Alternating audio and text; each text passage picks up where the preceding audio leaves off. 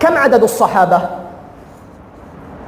عدد الصحابة يا أشياخ الإسلام 114,000.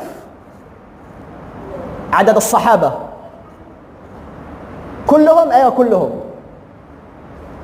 114,000.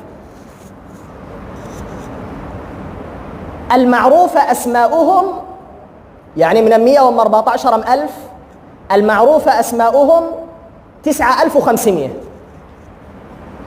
9,500 المعروفة أسماؤهم.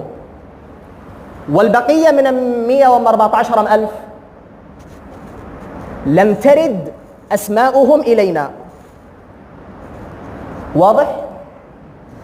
طيب الآن كم عدد الرواة؟ يعني كم عدد من روى عن النبي صلى الله عليه وسلم قوله أو فعله؟ كم؟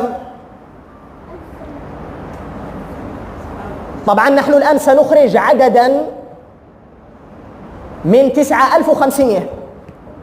سنخرج عددا من 9,500.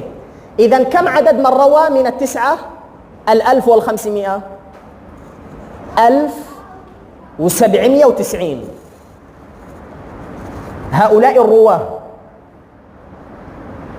اللي موجودين في البخاري، في مسلم، في أبي داود، في الترمذي، في النسائي، في ابن ماجه، في المسانيد، في المصنفات، في دواوين السنة، 1,790 راوي.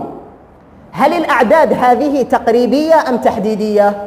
تحديدية يا مولانا، يعني ليست تقريبية. عدوها عد كذا، ها